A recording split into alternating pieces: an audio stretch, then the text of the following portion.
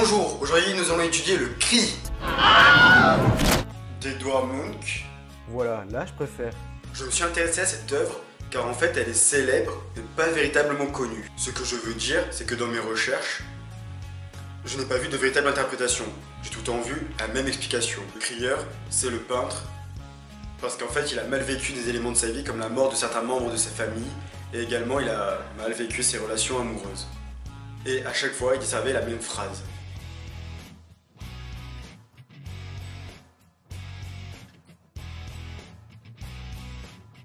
C'est pour ça qu'aujourd'hui je vous propose mon interprétation du cri d'Edvard Munch. La première chose qu'on remarque, c'est le personnage au premier plan. Sa position implique directement le spectateur. Mais il n'a plus rien d'humain. Ses mains et sa tête sont un mélange de putréfaction et de lividité. Il est complètement déformé par son cri. Et ses yeux, il n'en a quasiment plus. On dit que les yeux sont le reflet de l'âme. Si c'est vraiment le cas, ce personnage-là n'en a plus. Puis derrière lui, il y a deux hommes. Ils sont reliés au personnage du premier plan par les traits qu'il y a sur le pont et sur la rambarde. Et ces mêmes traits montrent que la distance entre eux ne va cesser de s'accroître. Puis si on regarde bien, on se rend compte que tout les oppose. Déjà leur position. Ils se tournent le dos. Puis, les personnages du fond, eux, on ne voit que leur apparence qui se définit par leurs vêtements. Alors que le personnage du premier plan, on le voit physiquement, même s'il est inhumain. Donc il pourrait y avoir une différence de symbolique entre les deux. Les hommes du fond pourraient donc symboliser l'aspect extérieur, les convenances, les codes, alors que le personnage du premier plan représenterait plutôt l'aspect intérieur, ce qui se cache sous le masque social, le mal-être qu'on ne peut pas laisser paraître en société. Les bateaux, au fond, n'ont pas l'air inquiets par ce qui se passe. Et c'est normal puisqu'en réalité, la nature est normale.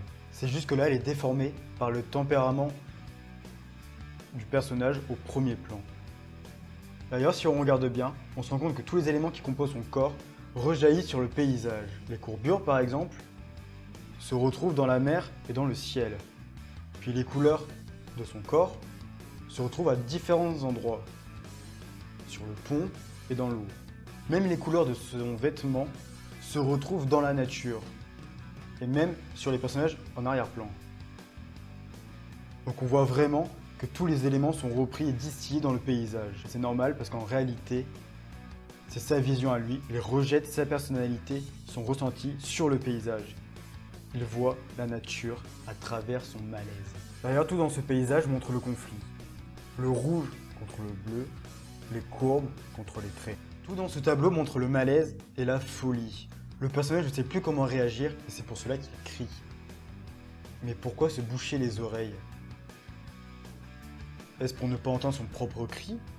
Ou alors il se bouche les oreilles et les crie pour échapper à d'autres bruits? Mais le paysage n'a pas l'air bruyant. Peut-être est-ce pour lutter contre des voix intérieures? Et en fait, la véritable question c'est, est-ce qu'il se bouche réellement les oreilles? Parce que ses mains ont l'air aussi déformées que sa tête, peut-être que finalement, il ne fait que se la tenir. Il se tient la tête pour ne pas la perdre. Ce personnage peut représenter le peintre qui ne supporte pas la mort de sa mère, ni celle d'une de ses sœurs, ni celle de son frère. Et je trouve ça un petit peu réducteur de dire ça. Pour moi, ce personnage, le crieur, représente chaque être qui a connu le tourment. C'est vous et c'est moi quand rien ne va plus. Donc voilà, j'espère que cette vidéo vous a plu. En tout cas, je le répète, il s'agit de mon interprétation personnelle. Vous pouvez donc ne pas être d'accord avec, ou en avoir une totalement différente. Dans tous les cas, vous pouvez le marquer en commentaire, et même si vous êtes d'accord avec moi, vous pouvez le marquer. Puis surtout, le plus important, abonnez-vous pour être tenu au courant le plus rapidement possible des nouvelles vidéos.